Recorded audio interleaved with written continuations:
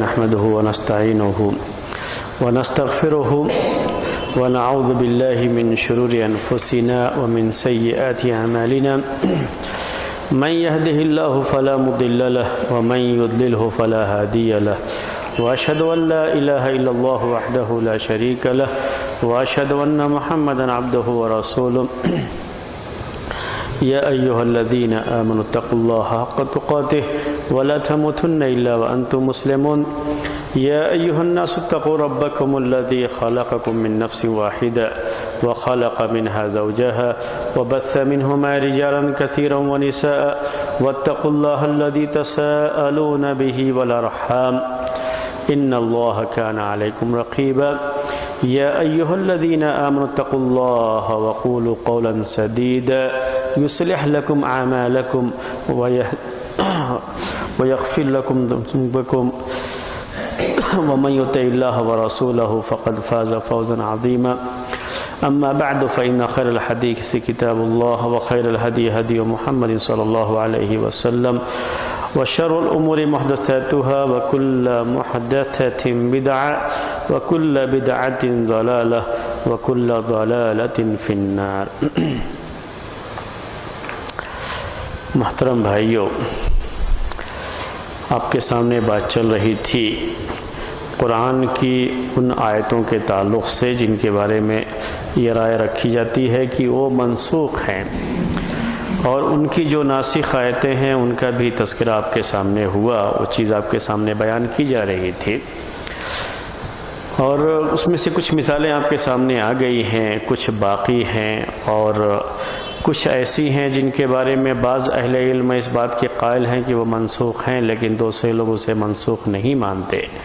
وہ مثالیں آپ کے سامنے نہیں پیش کروں گا۔ جو راجح یعنی میرے لحاظ سے، میری اپنی ترجیح کے لحاظ سے جو راجح قول تھا، اس کے لحاظ سے جو آیتیں منسوخ تھی وہ میں نے آپ کے سامنے لکھی وہ آیتیں، اور ان آیتوں کے بارے میں جو ناسخ بات تھی وہ بھی میں نے بیان کیا۔ آج صرف ایک دو مثالیں، اس میں سے ایک مثال بھی پہلے آپ کے سامنے گزر چکی ہے، لیکن دو مثالیں آپ کے سامنے پیش کرتا ہوں۔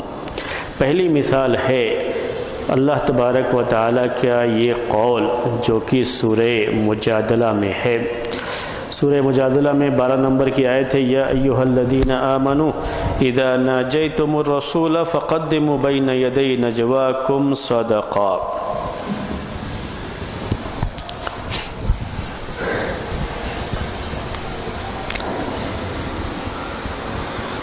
یا ایھا الذین آمنوا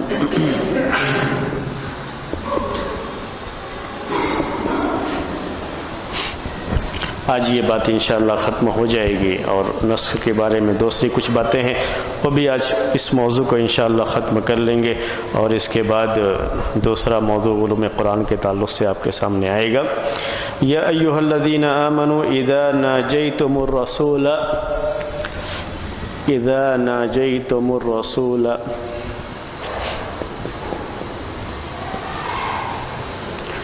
اذا ناجیتم الرسول فقدموا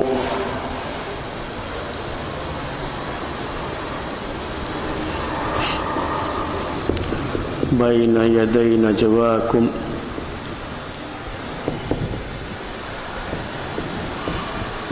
صدقہ۔ سورہ مجادلہ، یہ 12 نمبر کی آیت ہے سورہ مجادلہ میں۔ یا ایھا الذین آمنوا اذا ناجیتم الرسول فقدموا بین یدی نجواکم صدقۃ۔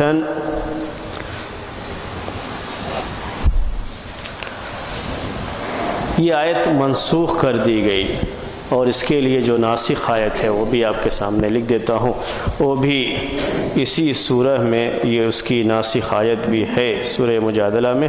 اس کے بعد والی آیت اشفقتم ان تقدموا،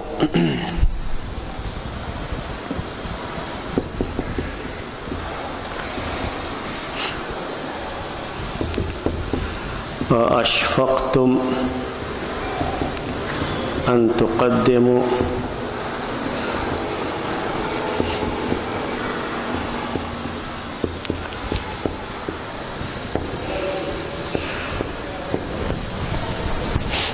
اشفقتم ان تقدموا بین یدی نجواکم صدقات،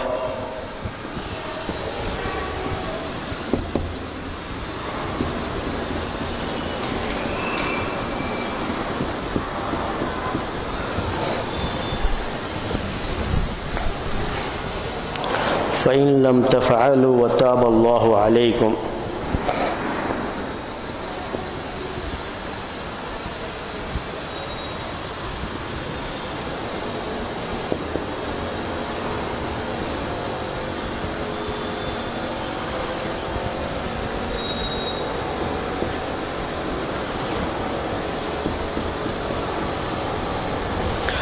وتاب الله عليكم فأقيموا الصلاة وآتوا الزكاة۔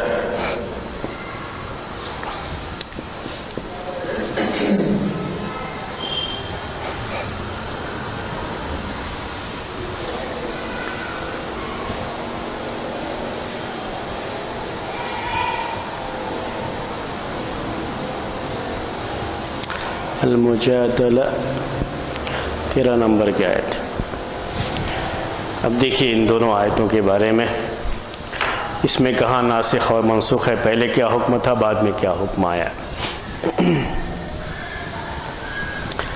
پہلا حکم کیا تھا، یا ایھا الذین آمنو، اے وہ لوگو جو ایمان لائے ہو، مومنین کو مخاطب کر کے کہا گیا اذا ناجیتم الرسول، جب تم رسول سے مناجات کرو، عربی میں ناجا کہتے ہیں کسی کے کان میں کوئی بات کہنا، کان کے پاس منہ لے جا کر کے کوئی بات کہنی ہوتی ہے تو عربی میں کہا جاتا ہے ناجا یوناجی، اسی سے ہے ناجیتم، اردو میں کہتے ہیں سرگوشی کرنا، سرگوشی، گوش کہتے ہیں کان کو، اور سر یہ ہوا یعنی سر کو کان کے پاس لے جا کر کے کوئی بات کہتے ہیں تو اس کو کہتے ہیں عربی میں مناجات۔ اللہ کے رسول صلی اللہ علیہ وسلم، یہاں جو رسول جو کہا گیا ہے اللہ کے رسول صلی اللہ علیہ وسلم کو، یعنی محمد صلی اللہ علیہ وسلم کو، تو کہا گیا اے ایمان والو جب تم رسول سے سرگوشی کرو، یعنی ان کے کان کے پاس منہ لے جا کر کے چپکے سے کوئی بات کہنی ہو آپ کو،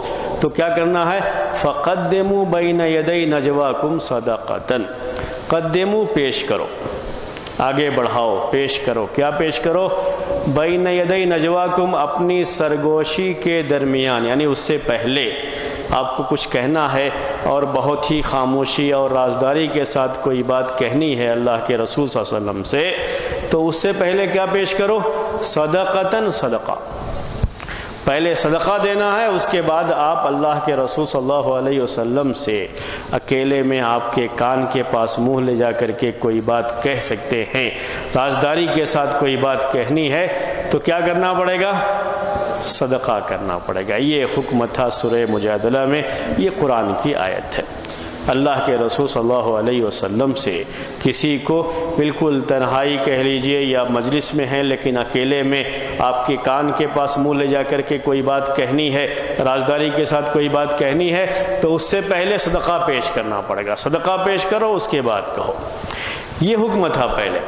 اس کے بعد دیکھیے آگے کیا آیت نازل ہوئی، اشفقتم ان تقدموا بین یدی نجواکم صدقات۔ اشفقتم کے معنی عربی میں کیا تم ڈر گئے، اشفقہ کے معنی ڈر جانا، جیسے شفقت کے معنی رحم کرنا آتا ہے عربی میں، ویسے اس کے معنی ڈرنے کے بھی آتے ہیں، اشفقہ کے معنی ڈر گئے، تو کیا تم ڈر گئے، اشفقتم کیا تم ڈر گئے، ان تقدموا بین یدی نجواکم صدقات، کہ تم پیش کرو صدقہ اپنی سرگوشی سے پہلے، یعنی اللہ کے رسول صلی اللہ علیہ وسلم کے پاس کان لے جا کر کے کوئی بات کہنی ہو تو اس کو کہنے سے پہلے صدقہ پیش کرنا تمہارے لیے ضروری قرار دے دیا گیا، تو کیا تم اس سے ڈر گئے، تم پریشان ہو گئے، اس کی وجہ سے تم کو پریشانی ہو گئی، فَإِن لَمْ تَفْعَلُوا، اگر تم نہیں کر سے، اگر تم صدقہ نہیں کر سکتے، وَتَابَ اللَّهُ عَلَيْكُمْ، اللہ نے تمہارے اوپر توبہ کیا، یعنی تمہاری توبہ بھی قبول کر لی، تمہاری پریشانی کو دیکھ کر کے اللہ نے معاملے کو آسان کر دیا، تو کیا کرو اب، اقیموا الصلاۃ وآتوا الزکاۃ، نماز قائم کرو اور زکوٰۃ دو، زکوٰۃ جو فرض ہے وہ زکوٰۃ دو، یہ صدقہ جو پہلے ضروری تھا اللہ کے رسول صلی اللہ علیہ وسلم سے اکیلے میں کوئی بات کہنے کے لیے، سرگوشی میں کوئی بات کہنے کے لیے پہلے صدقہ جو پیش کرنا تھا ضروری تھا، اسے ختم کر دیا گیا، یہ حکم بعد میں ختم کر دیا گیا۔ تو وہی سورہ مجادلہ میں وہ حکم بھی آیا، اس کے بعد اس کا ناسخ حکم بھی آیا، یعنی اس حکم کو جو بدل دیا گیا وہ بھی آیا۔ اسی لیے اللہ کے رسول صلی اللہ علیہ وسلم سے آ کر کے صحابہ جب کوئی بات کہتے تھے تو وہ بات کہنے سے پہلے ان کو صدقہ پیش نہیں کرنا پڑتا تھا، ورنہ پہلے حکم یہی تھا کہ پہلے صدقہ پیش کرو، اس کے بعد اللہ کے رسول صلی اللہ علیہ وسلم سے کوئی بات کہو۔ یہ ایک معاملہ ہے۔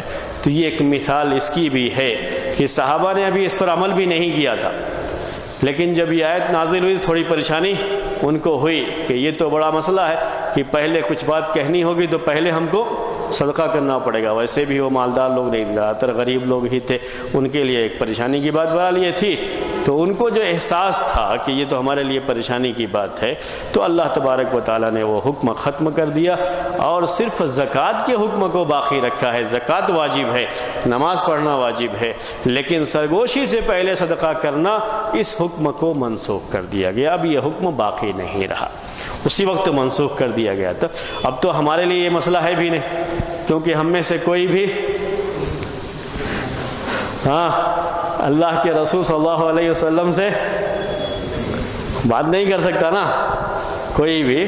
صحابہ کے بعد تو یہ چیز کسی کے لیے ہے ہی نہیں۔ میں اس لیے یہ بات تو تھوڑا ہنستے ہوئے کہہ دیا آپ کو کہ بعض لوگ ایسے بھی ہوتے ہیں جو دعویٰ کرتے رہتے ہیں اللہ کے رسول صلی اللہ علیہ وسلم سے ملاقات کا بھی اور بات کرنے کا بھی، اور وہ بھی کان میں لے جا کر کے، خواب میں دیکھے کان میں لے جا کر کے بات کرنا ہو تو صدقے کا بھی، تو وہ سب باتیں تو یہاں پر نہیں آنے والی ہیں۔ اس لیے ہم نے کہا کہ یہ تو اسی وقت کی بات تھی، صحابہ کرام کے دور کی ہی بات تھی، اور اسی وقت اس کو منسوخ بھی کر دیا گیا تھا اور یہ حکم باقی نہیں رہا تھا۔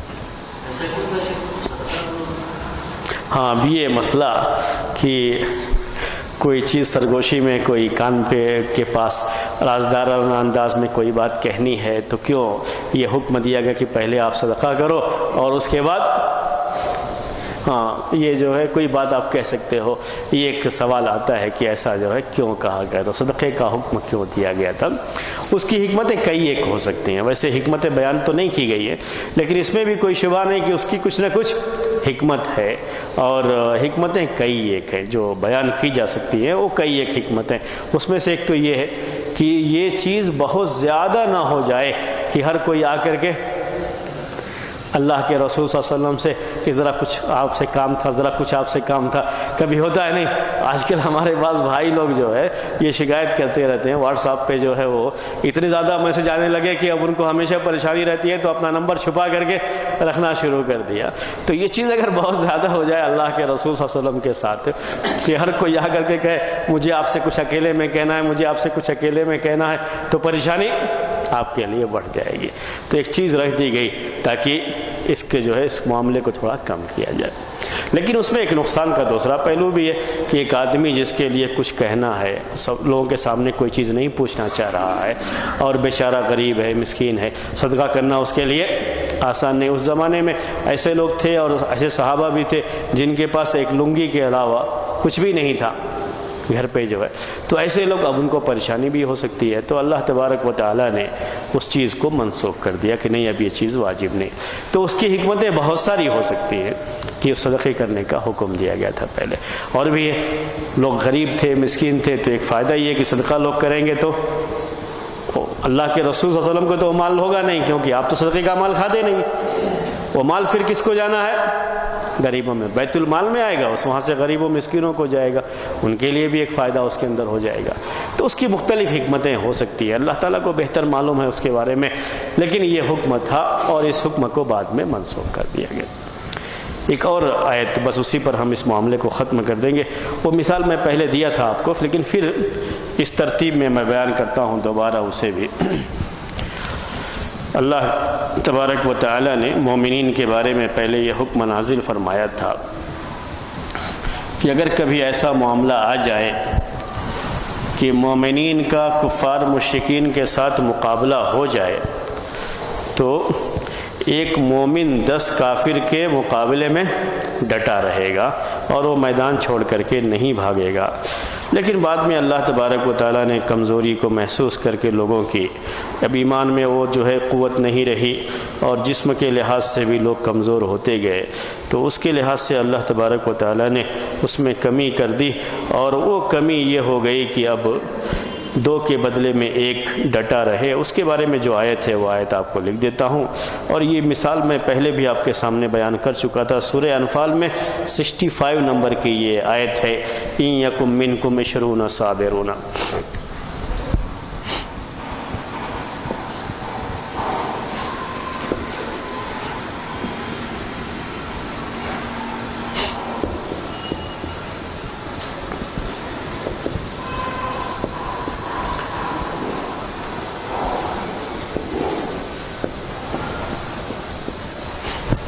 ان یکم منکم 20 صابرون یغلبوا 200۔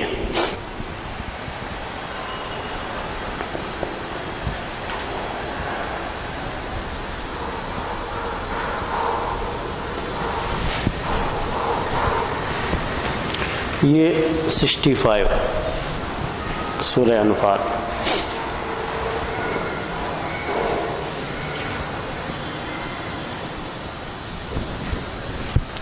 اس کے بعد پھر سورہ انفال میں ہی آیت نازل ہوئی، الآن خفف اللہ عنکم۔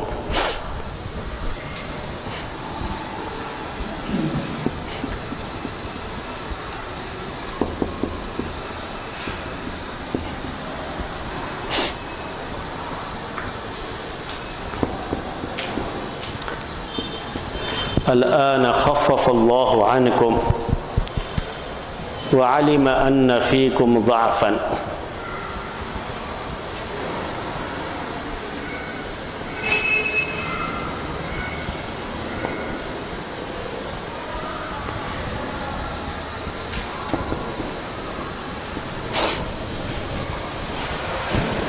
فإن یکم 100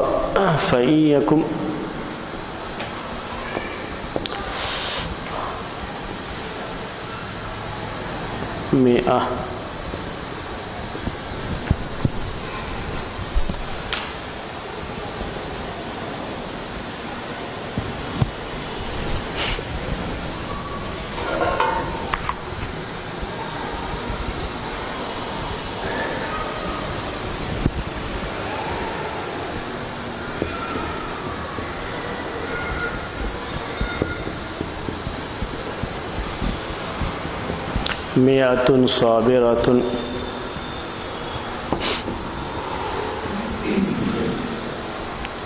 یغلبوا 200۔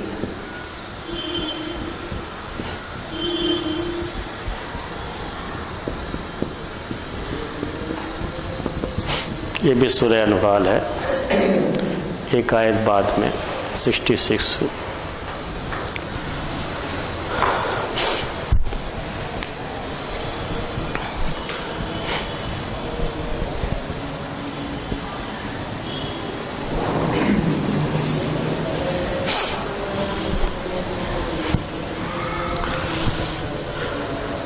دیکھیے آیت کیا تھی، ان یکم منکم 20 صابرون، اگر تم میں 20 صبر کرنے والے لوگ ہوں، مسلمانوں میں 20 صبر کرنے والے، یغلبوا 200، وہ غالب آ جائیں گے 200 پر۔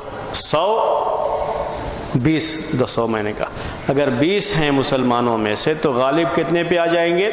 200 میں، یعنی 200 کے مقابلے میں 20 آدمی جو مومن ہیں وہ مقابلے میں ڈٹے رہیں گے۔ تو یہ ہوتا ہے 1 کے مقابلے میں 10، 1 کے مقابلے میں 10، 20 کے مقابلے میں 200۔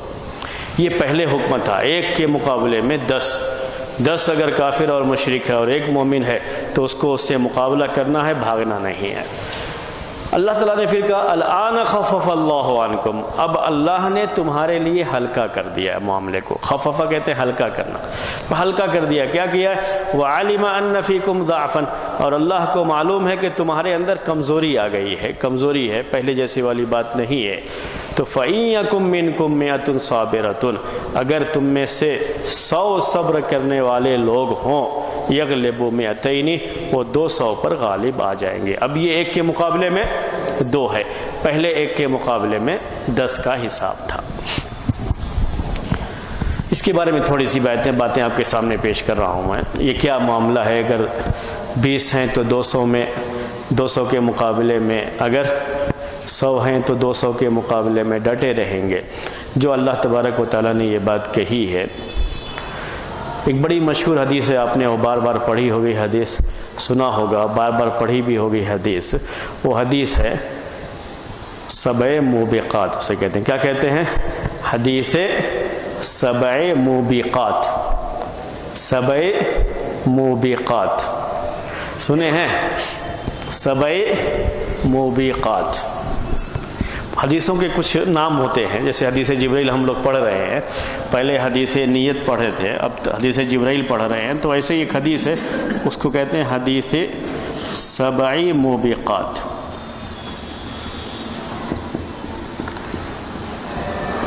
یہ کہتے ہی ہم کو حدیث سمجھ میں آ جاتی ہے کون سی حدیث ہے، حدیث 7 موبقات۔ اسی لیے پوچھ رہا ہوں آپ کو کون سی حدیث ہے وہ؟ حدیث 7 موبقات۔ ہاں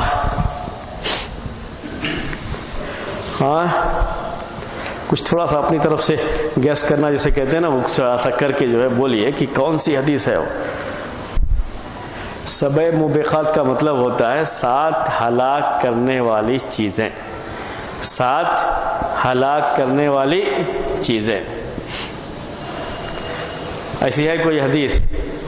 ہاں یاد آیا کچھ؟ اللہ کے رسول صلی اللہ علیہ وسلم نے فرمایا ہے اجتنبوا السبع الموبقات، ایسی حدیث شروع ہوتی ہے، اجتنبوا السبع الموبقات، 7 ہلاک کرنے والی چیزوں سے بچو، انسان کو ہلاک کرنے والی جو 7 چیزیں ہیں ان سے بچو۔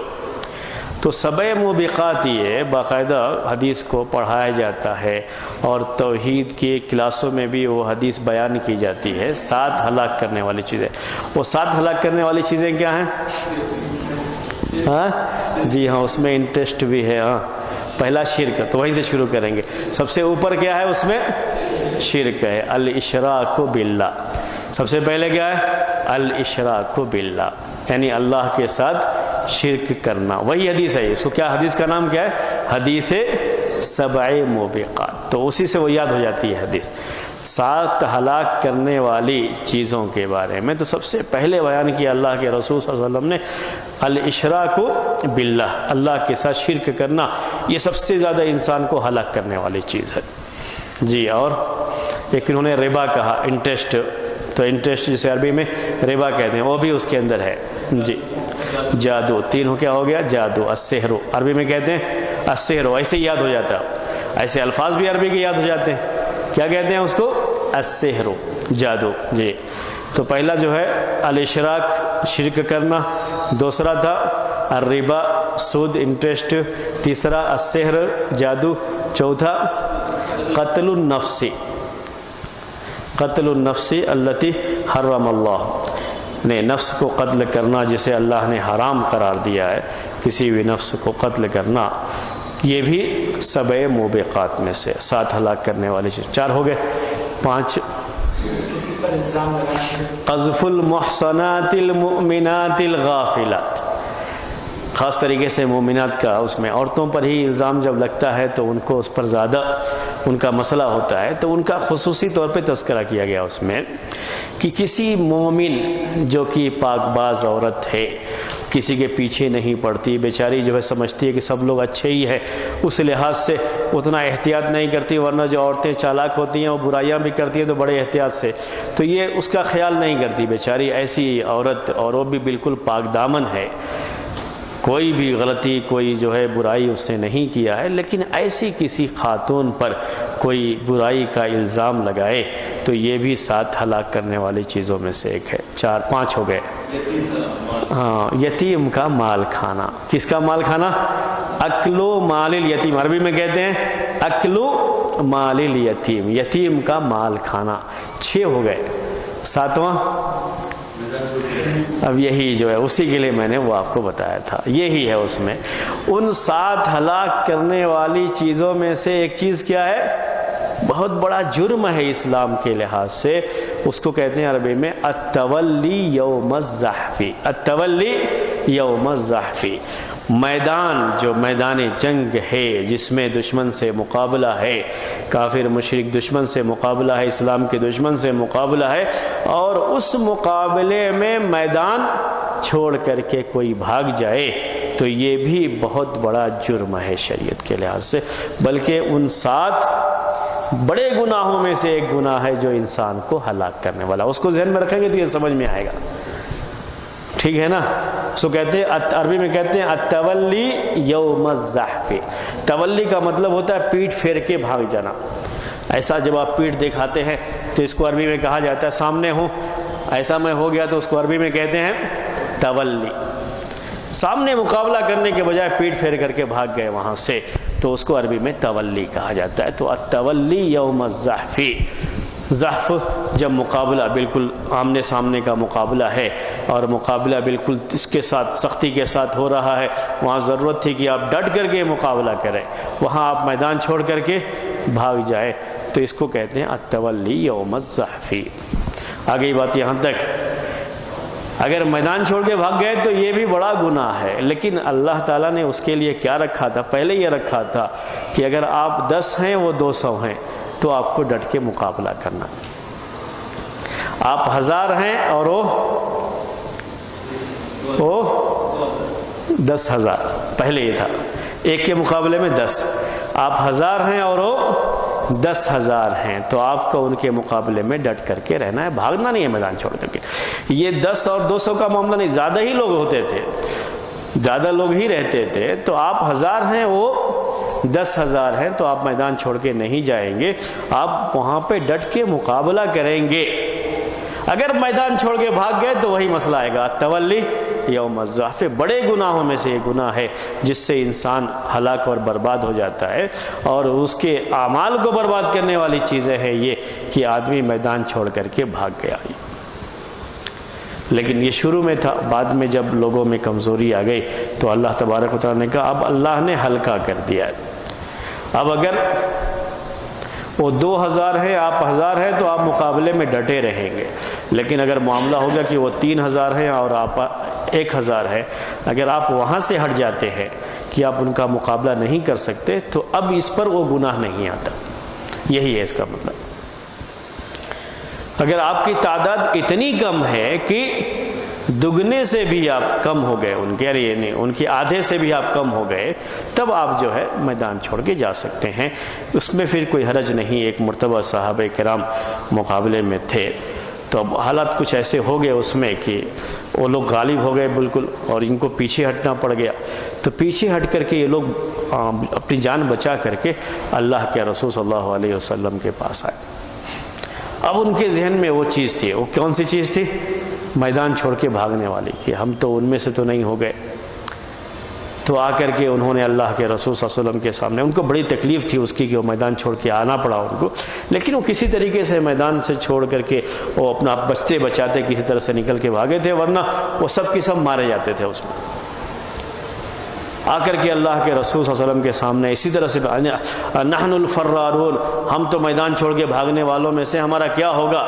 تو اللہ کے رسول صلی اللہ علیہ وسلم نے کہا کہ نہیں، بل انتم الاکارون، بلکہ تم پلٹ کر حملہ کرنے والوں میں سے ہو، یہ مت سوچو کہ تم میدان چھوڑ کے بھاگنے والوں میں سے۔ تو اگر معاملہ ایسا ہو جاتا ہے کہ تعداد کم ہے اور ان کی تعداد سے بہت کم ہے، آدھی سے بھی کم ہے، تو اس میں اگر اس طرح کا معاملہ ہوتا ہے تو میدان میں پیچھے ہٹ جانا، یہ پیچھے ہٹ جانا کس لحاظ سے ہے؟ بھاگنے کے لحاظ سے نہیں ہے، بلکہ ہم مزید طاقت کے بعد دوبارہ حملہ کرنے کے لیے آئیں گے۔ اپنے آپ کو ہلاک کرنے سے بہتر ہے کہ اب وہاں پر آپ پیچھے ہٹ جائیں۔ قرآن میں یہ بھی کہا گیا لا تلقوا بأیدیکم الی التہلکۃ، اپنے آپ کو ہلاکت میں مت ڈالو، جہاں آپ کے ساتھ یہ پریشانی ہے وہاں پیچھے ہٹ جانے میں مصلحت ہو جاتی ہے، تو وہاں پیچھے ہٹ جانا ہے۔ لیکن اس کے لیے کیا بتایا گیا کہ اگر آپ سے دگنا ہے تو پھر آپ کو ہٹنا نہیں ہے، دگنے سے بھی کم ہوں گے تب آپ کے لیے گنجائش ہے کہ آپ پیچھے ہٹ سکتے ہیں۔ یہ ہے اس آیت، یہ جو 2 آیتوں کا مسئلہ وہ آپ کے سامنے بیان کرنا تھا، وہ میں نے واضح کیا۔ تو پہلے زیادہ سخت وہ حکم تھا، بعد میں اس حکم کو اللہ تعالیٰ نے ہلکا کر دیا ہے۔ اور یہ حلقہ یہ ہے اب اس وقت کہ 2 کے مقابلے میں 1 آدمی کو جمے رہنا ہے. یہ ہاں آج کے دور میں دیکھیں گے تو ایسا ہوتا ہے کیا کہ مسلمان ہوتا ہے اور ایک کافر ہوتا ہے، لیکن کافر کے بعد میں زیادہ ٹیکنالوجی ہوتی ہے. جی ہاں، کیا کریں؟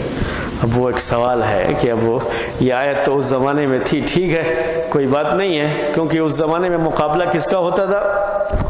ایک طاقت کا دوسری طاقت سے، اور یہ طاقت عام طریقے سے جسم کی طاقت ہوتی تھی اس زمانے میں. اسی لیے اللہ کے رسول صلی اللہ علیہ وسلم نے یہ بھی کہا کہ المؤمن القوی خیر واحب الی اللہ من المؤمن الضعیف. جو قوی مومن ہے وہ اللہ تبارک و تعالیٰ کو زیادہ محبوب ہے اور زیادہ پسند ہے اللہ تبارک و تعالیٰ کو کمزور مومن کے مقابلے میں. یہ طاقت، یہ قوت جو بیان کی گئی ہے، اگر اس کی شرح کرنے جائیں گے تو اس میں ساری طاقتیں جو ہے شامل ہیں. کسی زمانے میں جسم کی قوت کا مقابلہ ہوتا تھا، میدان میں آمنے سامنے مقابلہ ہوتا تھا. تو کون سا سامنے مقابلہ تھا؟ جسم کا مقابلہ ہوتا تھا. تو اس زمانے میں صحابہ کرام کے پاس ایمانی طاقت بھی ہوتی تھی اور ساتھ میں جسم کی طاقت بھی ہوتی تھی، اور اس سے وہ مقابلہ کرتے تھے، ڈٹ جاتے تھے. اور جب ہمت کے ساتھ، اس بدن کی قوت میں ہمت کی بڑی ضرورت پڑتی ہے، ہمت کے ساتھ مقابلہ کرتے ہیں تو وہ جو ہے ڈٹے رہ جاتے ہیں میدان میں. تو قوت، جیسے بعض لوگوں نے شرح کرتے ہوئے لکھا کہ یہ علم کی قوت بھی ہوتی ہے، ٹیکنالوجی کی قوت بھی ہوتی ہے. تو جس مومن کے پاس یہ قوت، جب اسی کا مقابلہ ہے تو یہ قوت زیادہ ہوگی تو وہ بھی اللہ تعالیٰ کو محبوب ہے، وہ چیز بھی اس کے اندر ہونی چاہیے. تو ٹیکنالوجی کی قوت بھی یہاں پر ہے، اس کا بھی جو ہے خیال کیا جائے گا. یہ جو طاقت کی بات تھی یہاں پہ کہ جو ہے 10 کے مقابلے میں 20 کا معاملہ ہے، یا پہلے 10 کے مقابلے میں جو ہے یا 20 کے مقابلے میں 200 کا معاملہ تھا. اب وہ ٹیکنالوجی کے اوپر چیز آتی ہے. آپ کے پاس ٹیکنالوجی اتنی ہونی چاہیے جو اگر ان کی ٹیکنالوجی سے آدھی بھی ہے تو بھی آپ ڈٹ جائیں گے، آگے بڑھیں گے، مقابلہ کریں گے، وہ قوت آپ کے پاس. لیکن اگر معاملہ ایسا ہو جائے کہ معاملہ 0 کا ہو جائے تو ظاہر سی بات ہے آپ ان کا مقابلہ نہیں کر سکتا. ابھی ہمارا معاملہ کیا ہے؟ 1 اور 10 کا نہیں ہے، بلکہ کیا ہے؟ 1 اور 2 کا بھی نہیں ہے، بلکہ 0 کا ہے ہمارا معاملہ. ہمارے پاس جو بھی طاقت ہے وہ کس درجے میں آتی ہے؟ 0 کے درجے میں آتی ہے. 0 کے نیچے ہیں ہم لوگ، مقابلہ کا تو چھوڑ دیجئے، 0 کے بھی نیچے آتے ہیں. اس لیے کسی بھی جگہ پہ وہ مقابلہ جس کو آمنے سامنے کا مقابلہ کہا جاتا ہے، لڑائی کہی جاتی ہے، اس کی اجازت کہیں بھی دی جائے تو یہ بڑا مشکل معاملہ ہے، کیونکہ وہ طاقت نہیں ہے. جب تک وہ طاقت نہ ہو تب تک آپ مقابلہ کریں گے تو اپنے آپ کو ہلاکت میں ڈالنا ہو. لا تلقوا بأیدیکم الی التہلکۃ. تو یہ مقابلہ نہیں ہے، ابھی کسی بھی اس میں مقابلہ کی یہ بات نہیں آتی ہے. یہ افرادی قوت کا مقابلہ تھا. ابھی کون سی قوت کا مقابلہ ہے؟ ٹیکنالوجی کی قوت کا مقابلہ. ابھی دنیا میں یہی ہے. وہی قومیں زیادہ طاقتور مانی جاتی ہیں جن کی آبادی تو بہت کم ہے لیکن ان کی ٹیکنالوجی بہت زیادہ ہے، بہت اونچے درجے کی ہے ٹیکنالوجی. تو سب سے زیادہ طاقتور قوم مانی جاتی ہے ابھی. اور جب وہ طاقت آپ کے پاس نہیں ہے، آپ ان کا مقابلہ کرنے جائیں گے، اپنے آپ کو ہلاک کر لیں گے، برباد کر لیں گے. اسلام میں یہ مقصد نہیں کہ آپ اپنے آپ کو ہلاک برباد کر لیجئے. مقصد یہ ہے آپ اسلام اور اسلام کے بقا کے لیے، اس کی حفاظت کے لیے اصل یہ چیز ہوتی ہے. اور جب آپ وہ نہیں کر سکتے، صرف آپ کو اپنے ہلاک کرنے کے علاوہ، تو پھر اس کی اجازت بھی نہیں دی جاتی ہے، کیونکہ اپنے آپ کو برباد کرنا یہ مقصد نہیں ہے، بلکہ اسلام کی نشو و اشاعت یہ مقصد ہے، اسلام کی حفاظت یہ مقصد ہے. تو بات آپ کے سامنے اس پہ آئی تو ابھی وہ معاملہ رہے گا، وہ ٹیکنالوجی میں بھی وہ بات آئے گی. لیکن بہرحال کچھ تو مقابلے کی بات ہو. بعض لوگوں نے لکھتے ہوئے یہ بھی لکھا ہے اپنی کتابوں میں کہ اس زمانے میں اگر دشمن کے پاس تلوار تھی تو صحابہ کرام کے پاس بھی تلوار ہی تھی. فرق یہ ہو سکتا ہے کہ ان کے پاس اگر 100 تلوار ہے تو ان کے پاس 10 تلوار ہو، لیکن بہرحال تلوار ہی تھی ان کے پاس. اگر ان کے پاس نیزے تھے، یہ تیر تو ان کے پاس بھی وہی تیر ہی ہوتے تھے، یہ بھی وہی گھوڑے ان کے پاس تھے تو گھوڑے ان کے پاس بھی تھے، بس فرق یہ تھا کہ ان کے پاس تعداد بہت زیادہ تھی، ان کے پاس تعداد کم تھی۔ اسی کم تعداد کے ساتھ انہوں نے ان کا مقابلہ کیا اپنی ایمانی قوت کے ساتھ، ایمانی جوش کے ساتھ۔ وہ معاملہ یہ نہیں تھا کہ اگر وہ اوپر سے جو ہے فضا میں آ کر کے جو جہاز ہوتے ہیں اس سے آ کر کے بم برسا رہے ہیں تو آپ پتھر لے کر کے اس کو مارنے جا رہے ہو، تو یہ مقابلہ تو اس زمانے میں نہیں تھا۔ تو یہ مقابلہ تو نہیں ہو سکتا کہ آپ کے پتھر سے جو ہے آپ کسی کا ہوائی جہاز یا کسی کا ٹینک جو ہے مار کر کے گرا دیں گے، تو ایسا تو نہیں تھا۔ اللہ تبارک و تعالیٰ کی طرف سے مدد بھی آتی ہے تو کب آتی ہے؟ جب مقابلہ 1 اور 2 کا ہوتا ہے، کچھ تو ہو مقابلے کے لیے۔ جب بالکل نہیں ہے تو آپ کو پہلے مقابلے کی اپنے اندر قوت پیدا کرنا چاہیے، یہ شریعت کا حکم ہوتا ہے۔ تو بیچ میں آپ کے سوال کی وجہ سے میں نے یہ باتیں جو ہے پیش کر دیں جی۔ اور تو کوئی بات نہیں ہے نا؟ یہ باتیں تھیں ان آیتوں کے تعلق سے جن آیتوں کے بارے میں کہا گیا کہ یہ منسوخ ہو گئی، ان کا حکم منسوخ ہو گیا، اور وہ مثالیں میں نے آپ کے سامنے پیش کر دیں۔ اور بھی کچھ آیتیں ہیں جن کے بارے میں یہ کہا جاتا ہے کہ وہ منسوخ ہو گئی ہیں، لیکن صحیح اور راجح قول کے مطابق یہی ہے کہ اس پہ ناسخ منسوخ کی بات نہیں کہی جا سکتی، اور اس میں زیادہ تر یہ کہا جائے کہ تخصیص کی بات ہے تو زیادہ اچھا رہتا ہے اس میں۔ تو وہ چیزیں جو دوسرے موضوع سے متعلق ہیں، کسی آیت کا عام ہونا، کسی آیت کا اس کے مقابلے میں خاص ہونا، انشاءاللہ آگے چل کر کے یہ بات جو ہے کسی درس میں آپ کے سامنے اس کو پیش کریں گے۔ اس کا تعلق قرآن کی آیتوں سے بھی ہے اور حدیثوں سے بھی ہے، دونوں سے اس کا تعلق ہے، عام اور خاص ہونا، اس کو عام اور خاص کہتے ہیں۔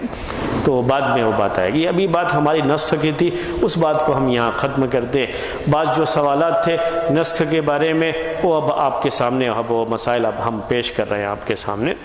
پہلی بات نسخ کے بارے میں یہ ہے، یہ سوال آپ میں سے کسی نے بھی کیا تھا کہ کیوں ایسا ہوا کہ اللہ تبارک و تعالیٰ نے پہلے ایک بات کا حکم دیا، بعد میں اسے منسوخ کر کے دوسرے کا حکم دیا، یہ سوال آتا ہے۔ اور اس سے پہلے جو گمراہ فرقے گزر چکے ہیں ان میں سے بعض لوگوں نے نسخ کا اسی لیے انکار کیا، وہ نہیں مانتے کہ کوئی آیت منسوخ ہے، نہیں مانتے کہ کوئی حدیث منسوخ ہے، کہتے ہیں یہ کیوں آپ باتیں کرتے ہیں منسوخ ہونے کی؟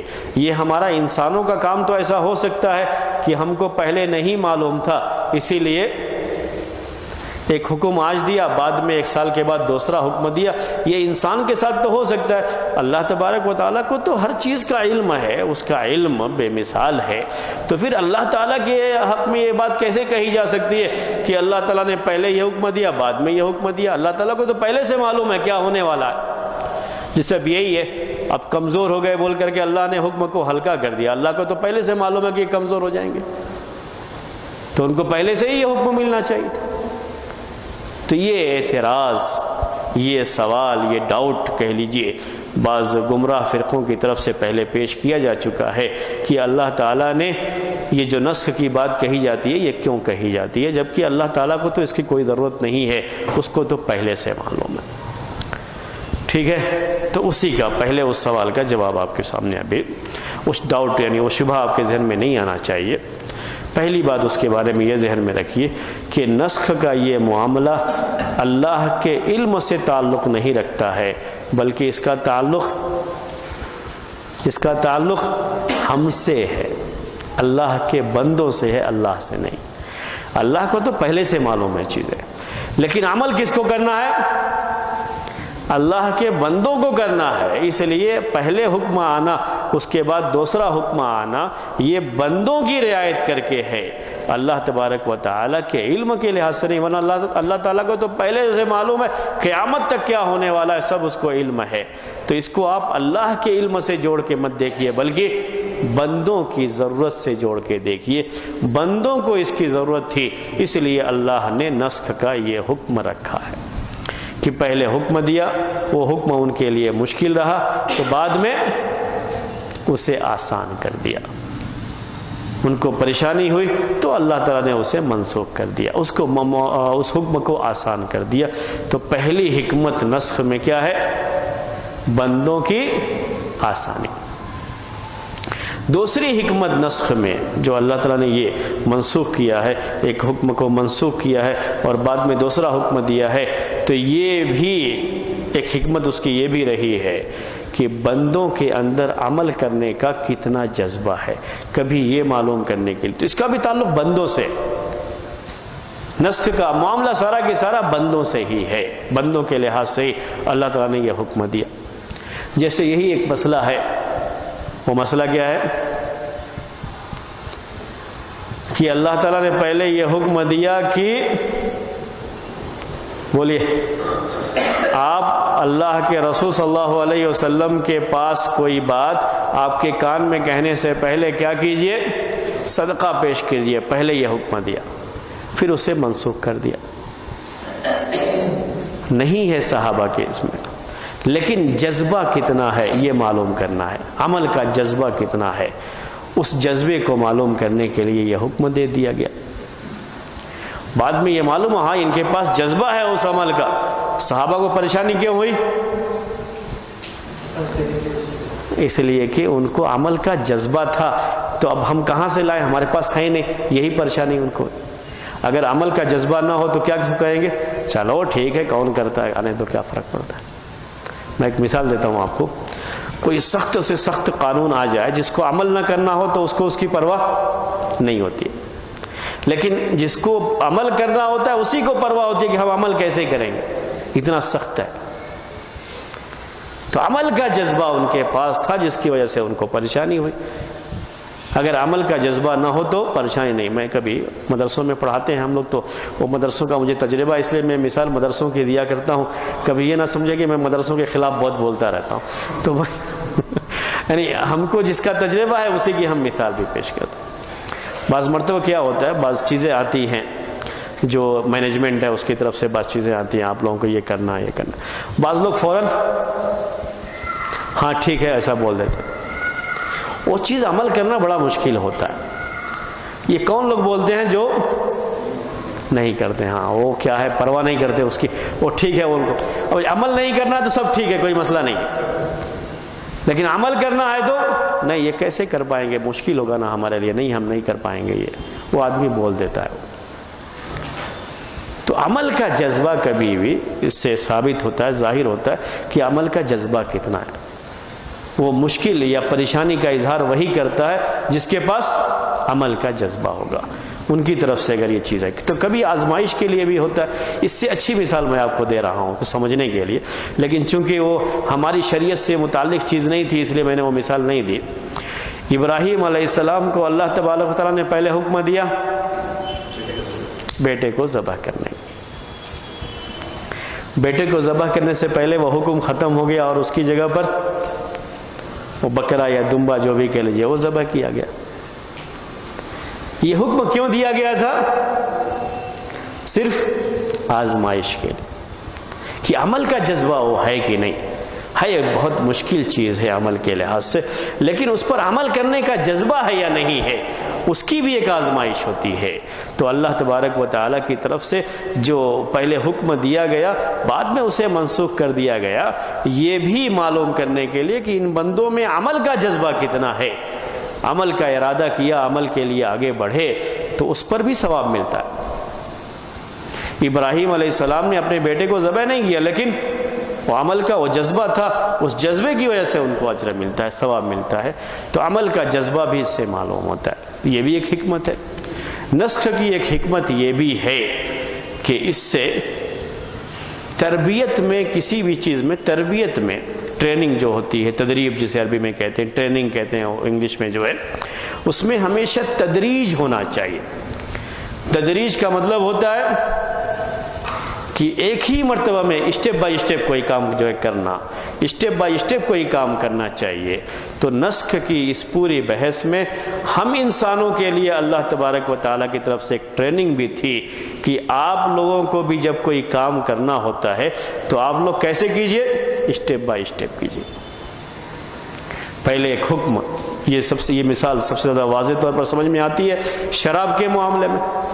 شراب کو اللہ تعالیٰ نے ایک بارگی حرام نہیں کیا بلکہ اسٹیپ بائی اسٹیپ جو ہے، تو یہ بھی اس کی حکمت ہوتی ہے۔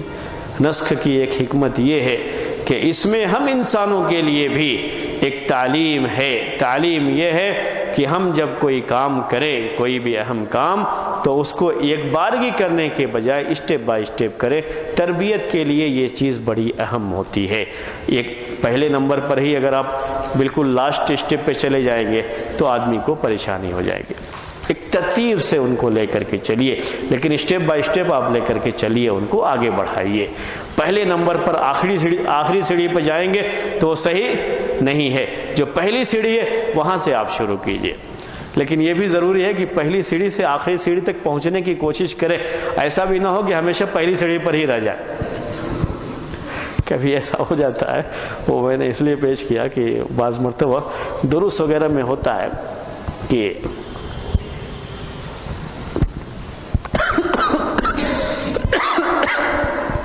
یہ دروس بھی اسٹیپ بائی اسٹیپ ہی چلنے چاہیے۔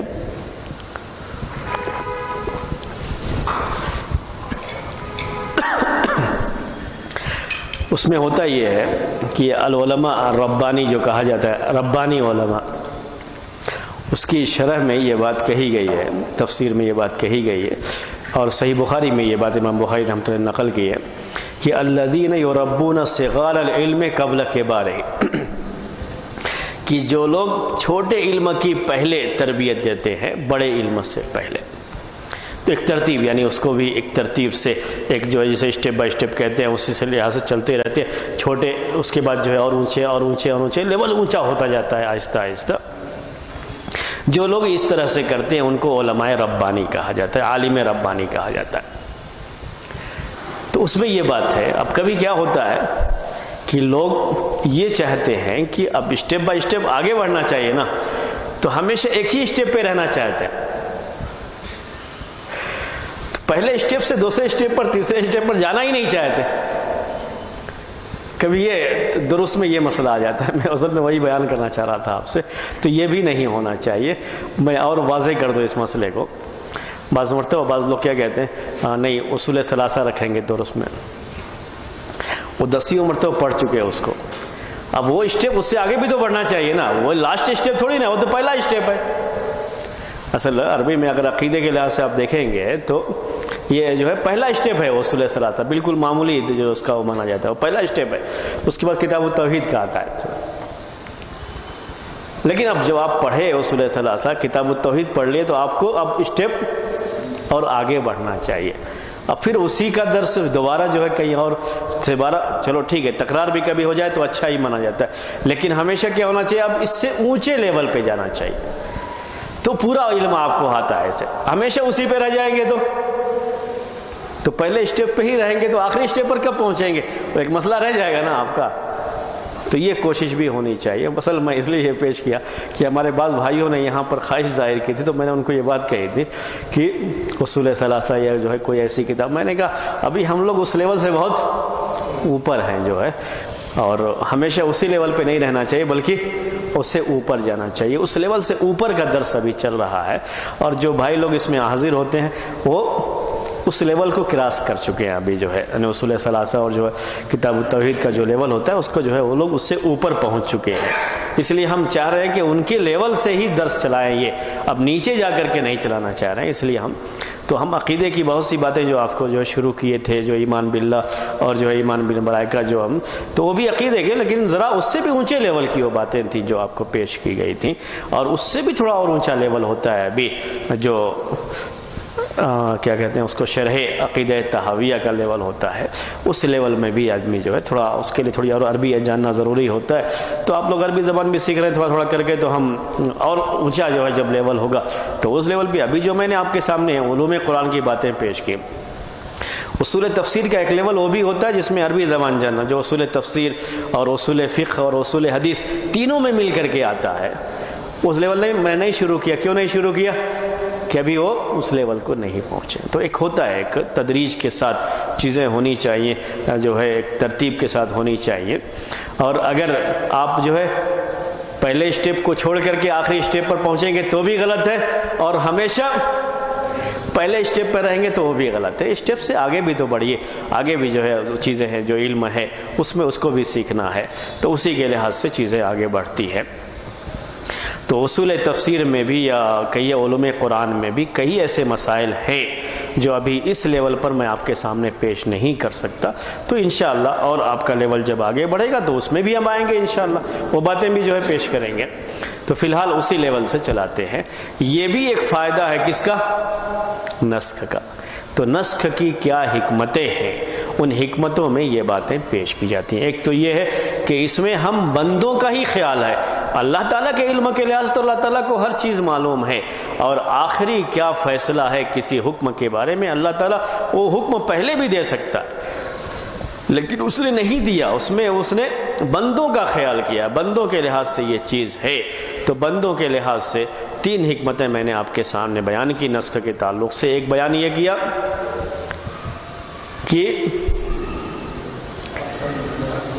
بندوں کی آسانی کے لیے ایک ہی مرتبہ میں کوئی سخت حکم آ جائے گا تو بندوں کو پریشانی ہو جائے گی، تو اسٹیپ بائی اسٹیپ ان کو یہ چیز، جس کو تدریج بولتے ہیں، جو شراب کی حرمت کے بارے میں بہت واضح ہے مثال جو اس کی۔ دوسرے یہ تھا کہ اللہ تعالیٰ بندوں کے بارے میں یہ معلوم کرنا چاہتا ہے کہ بندے اس پر عمل کرنے کا جذبہ رکھتے ہیں یا نہیں رکھتے، اگرچہ کہ حکم سخت ہے لیکن ان کے اندر عمل کرنے کا جذبہ ہے یا نہیں ہے۔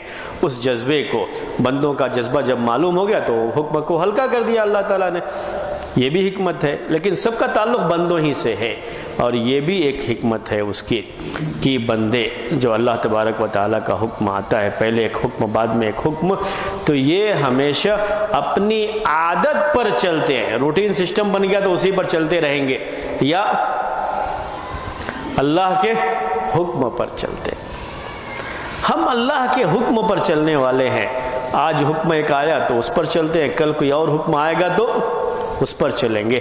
ہم اللہ کے حکم کے تابع ہیں، اپنے نفس کے غلام نہیں، اپنی عادت کے غلام نہیں، اپنی عادت کے لحاظ سے ہمارا عمل یہ نہیں ہے۔ لیکن یہ ساری چیزیں، نسخ کا جو معاملہ ہے، یہ صرف اللہ کے رسول صلی اللہ علیہ وسلم کی زندگی میں ہی جب تک وحی کا سلسلہ رہا، جیسے یہ سلسلہ ختم ہو جاتا ہے ویسے یہ معاملہ بھی ختم ہو جاتا ہے۔ اب جو حکم ہے وہ قیامت تک ویسے ہی باقی رہے گا۔ تو یہ باتیں تھیں نسخ کی حکمتوں کے تعلق سے۔ اس شبہے میں نہیں پڑنا چاہیے کہ کیوں اللہ تعالیٰ نے ایک حکم پہلے دیا بعد میں، اس کی بہت سی مصلحتیں، ہم نے چند مصلحتیں بیان کی۔ اللہ تعالیٰ ہی ان حکمتوں کے بارے میں بہتر جانتا ہے، اللہ تعالیٰ حکیم ہے، اور حکیم کا کوئی بھی حکم اور کوئی بھی عمل حکمت سے خالی نہیں ہوتا ہے، اس کا ہر عمل حکمت کے ساتھ ہوتا ہے۔ بعض حکمتیں ہم کو معلوم ہوتی ہیں اور بعض حکمتیں ہم کو معلوم نہیں ہوتی ہیں، ہر حال میں ہم کو اس پر ایمان رکھنا ہے اور اس میں کسی بھی طرح کے شبہے یا ڈاؤٹ میں ہم کو نہیں پڑنا چاہیے۔ یہ بھی بات ایک نسخ کے بارے میں تھی، اس پر ہم اس درس کو یہاں پر ختم کریں گے۔